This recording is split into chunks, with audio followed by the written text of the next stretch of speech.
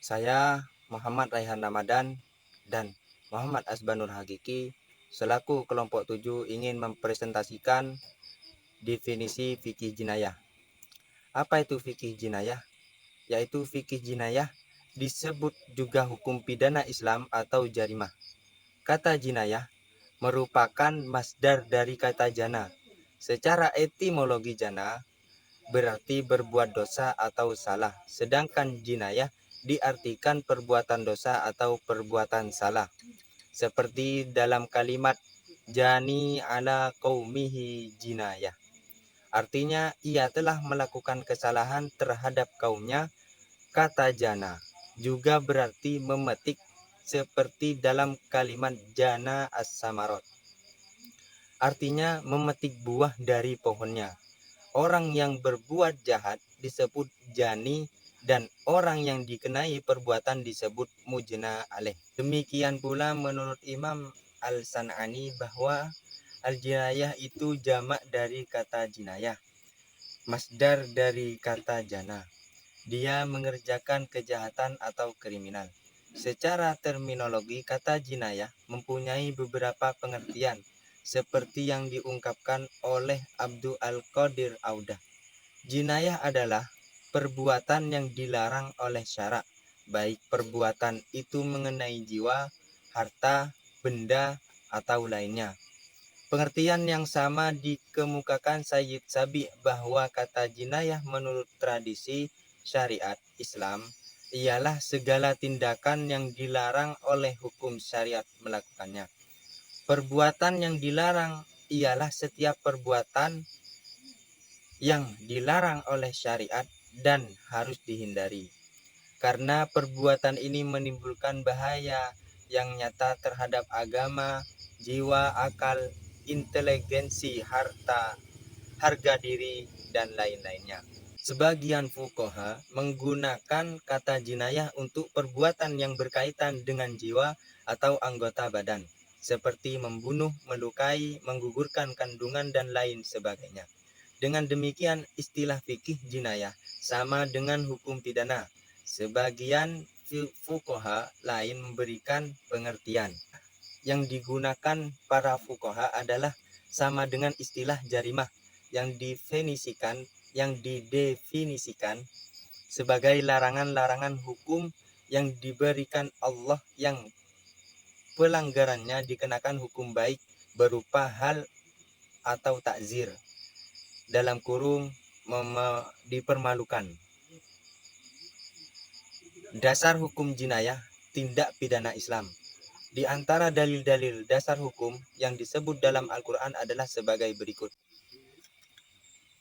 Dasar hukum jinayah tindak pidana Islam. Di antara dalil-dalil dasar hukum yang disebut dalam Al-Quran adalah sebagai berikut. Surah Al-Baqarah ayat 179 dan artinya, dan dalam kisos itu ada jaminan kelangsungan hidup bagimu, hai orang-orang yang berakal, supaya kamu bertakwa. Dan dalil yang kedua itu surah An-Nisa ayat 65 yang artinya, maka demi Tuhanmu mereka pada hakikatnya tidak beriman hingga mereka menjadikan kamu hakim terhadap perkara yang mereka perselisihkan. Kemudian mereka tidak merasa dalam hati mereka sesuatu keberatan terhadap putusan yang kamu berikan, dan mereka menerima dengan sepenuhnya. Dan dalil yang ketiga yaitu surah An-Nisa ayat 10 yang artinya, sesungguhnya orang-orang yang memakan harta anak yatim secara zalim, sebenarnya mereka itu menelan api sepenuhnya, dan mereka akan masuk ke dalam api yang menyala-nyala, yaitu dalam kurung neraka. Dan cukup sekian dari saya Muhammad Ramadan, dan akan dilanjutkan oleh Muhammad Asbanul Hakiki. Waktu dan tempat dipersilakan. Bismillahirrahmanirrahim. B. Sistematika. Tindak pidana jinayah dibagi menjadi beberapa kategori sesuai dengan tujuan yang dilakukan oleh pelaku. 1. Tindak pidana sengaja. Tindak pidana sengaja adalah tindakan atau kejahatan yang mengandung unsur sengaja dan target yang dibunuh atau dilukai pun sesuai dengan yang direncanakan, menggunakan senjata yang dapat membunuh dan juga melukai. Nomor 2, tindak pidana seperti sengaja. Tindak pidana serupa sengaja adalah tindakan kejahatan yang mengandung unsur sengaja dan target yang dibunuh atau dilukai pun sesuai dengan yang direncanakan tersebut.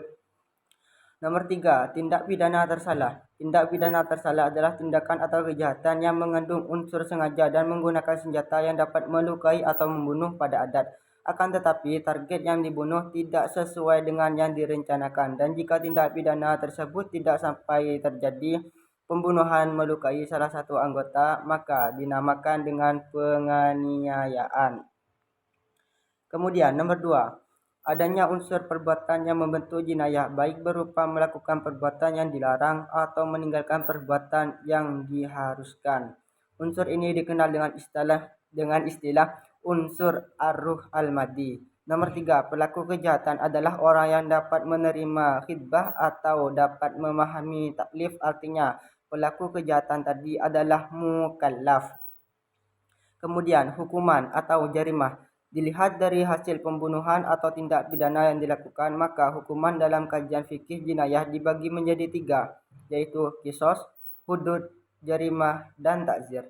Kisos adalah menjatuhkan hukuman kepada pelaku persis seperti apa yang dilakukannya. Dan jika ada kemaafan dari pihak korban, maka hukumannya diganti dengan diat atau denda. Kemudian hudud. Hudud secara etimologi diartikan sebagai larangan, sedangkan secara terminologi diartikan sebagai larangan yang berimbas jilid atau cambukan atau rajam dan lainnya sesuai dengan hukuman-hukuman yang sudah ditetapkan oleh syarak. Dan nomor 3 adalah takzir.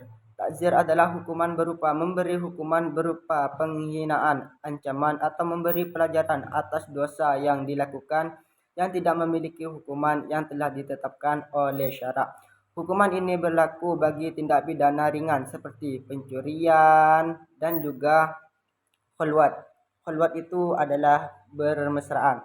Kesimpulannya, fikih jinayah, hukum tindak pidana Islam adalah suatu perbuatan yang dilarang oleh syariat, baik perbuatan itu menggunakan jiwa, harta, benda, atau lainnya. Dilihat dari tujuan pelaksanaan pidana, maka jinayah tindak pidana dikategorikan menjadi 3, yaitu pembunuhan berencana, pembunuhan seperti berencana,